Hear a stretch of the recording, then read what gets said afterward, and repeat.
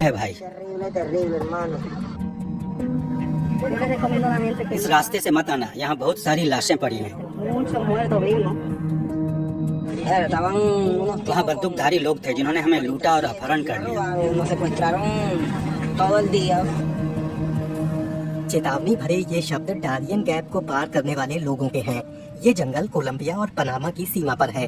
ये रास्ता बहुत जोखिम भरा है, लेकिन दक्षिण अमेरिका से अमेरिका जाने वाले ज्यादातर प्रवासी इसी रास्ते को इस्तेमाल करते हैं। यहाँ उनका सामना अपराधियों, जहरीले सांपों और खराब मौसम से होता है। फिर भी हजारों लोग अपनी बेहतर जिंदगी की तलाश में इस रास्ते को चुनते हैं। ये वॉइस मैसेज हम्बेल्टो क्रूज को भेजे गए थे। डारियन जंगल जाने वाले हर शख्स को कोलंबिया के नेकोली टाउन में पड़ने वाली उनकी छोटी सी दुकान से गुजरना होता है। बहुत से लोगों को लगता है कि अमेरिका बहुत महान है। कई लोग इस जंगल में घुसते तो हैं, लेकिन दूसरी तरफ निकलते नहीं। बच्चे भूख और प्यास से मारे जाते हैं। अपने इस ख्वाब के लिए वो बहुत बड़ी कीमत चुकाते हैं। इस जंगल से जाने वाले हैती के एंजेलो जरूरी सामान जुटा रहे हैं। यूँ तो ये एक टूरिस्ट रिजॉर्ट है, लेकिन कई महीनों से यहाँ की अलमारियों में सोवेनियर नहीं बल्कि हाइकिंग के उपकरण रखे जा रहे हैं। कीमत बहुत ज्यादा है, बहुत ज्यादा है। एंजेलो बढ़ते अपराधों की वजह से हैती छोड़ना चाहते हैं।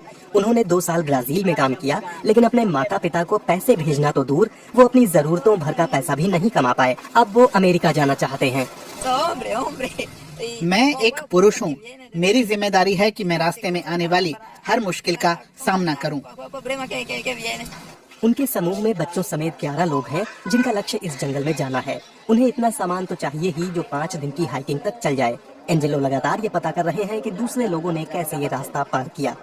हमें पता है कि जंगल में बहुत सारे लुटेरे हैं। आपकी जेब में हमेशा कुछ न कुछ होना चाहिए।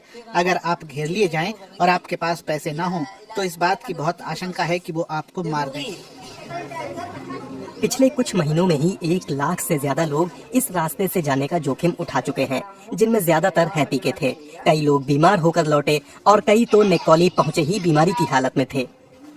बातचीत करना बहुत मुश्किल है। मिना सन्स पेट और सिर में दर्द के बावजूद चलते जा रहे हैं। वो अमेरिका पहुंचना चाहते हैं।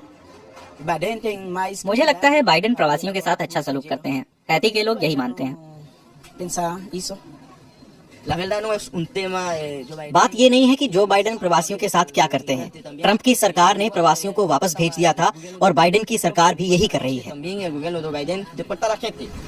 भोर होते ही एंजेलो समेत 100 से ज्यादा लोग जेट्टी की तरफ जाते हैं। सभी तनाव में हैं, कोई बात नहीं करना चाहता। डारियन गैप तक पहुंचने के लिए पानी का ये रास्ता ही इकलौता जरिया है। फिर बॉर्डर पुलिस आ जाती है। जिसके पास पासपोर्ट है उसे ही नाव पर रहने दिया जाएगा। इस ट्रिप की कीमत $50 है। ये लोग पर्यटकों से 2 गुना चुकाते हैं। ये बड़ा फायदे का धंधा है। स्थानीय तस्कर अब तक प्रवासियों से करीब $50 लाख कमा चुके हैं। नाव पर एंजेलो और उनकी पत्नी कभी अवैध प्रवासी नहीं बनना चाहते थे। वो दुआ करते हैं कि अमेरिका की अप्रवासी नीति और आसान होती। अगर मेरे पास अमेरिका या मेक्सिको का वीजा होता, तो मैं कभी अपनी जान खतरे में डालकर इन देशों से होते हुए यात्रा नहीं करता। जिस इलाके में वो दाखिल हो रहे हैं वहाँ कोई कानून नहीं है।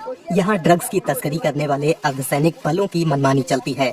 मानव तस्करी करने वाला एक शख्स गुमनामी की शर्त पर बताता है कि $100 के बदले प्रवासियों को पनामा की सीमा से पहले बने आखिरी कैंप तक ले जाया जाता है।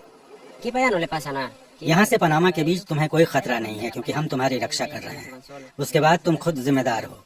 डारियन में बहुत कुछ बुरा हो सकता है, अपहरण, बलात्कार। मुझे यहाँ तक के रास्ते में 2 लाशें देखने को मिली, एक बच्चा और उसके पास एक और लाश। मुझे सांप से डर लगता है। मैंने एक बार एक सांप पर पैर रख दिया था। एक बार जब मैं पेड़ पर बैठा था तब मैंने सांप देखा था। मुझे बच्चों के लिए बुरा लगता है। मेरी भी एक बेटी है, इसलिए मैं महसूस कर सकता हूँ। कैंप से 3 घंटे दूर एंजेलो अब भी तट पर हैं। उनके समूह के कुछ लोग पीछे रह गए हैं और एंजेलो को बहुत चिंता हो रही है। उन्हें कैंप तक की यात्रा के लिए मानव तस्करों के साथ मोल भाव करना होगा।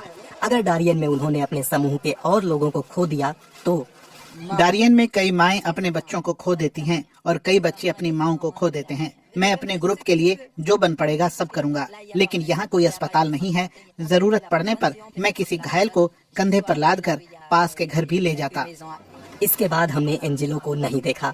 अंधेरा हो रहा है और प्रवासी अब भी कैंप की ओर बढ़ रहे हैं। अमेरिका में अच्छी जिंदगी मिलना तो दूर की बात है, इस बात की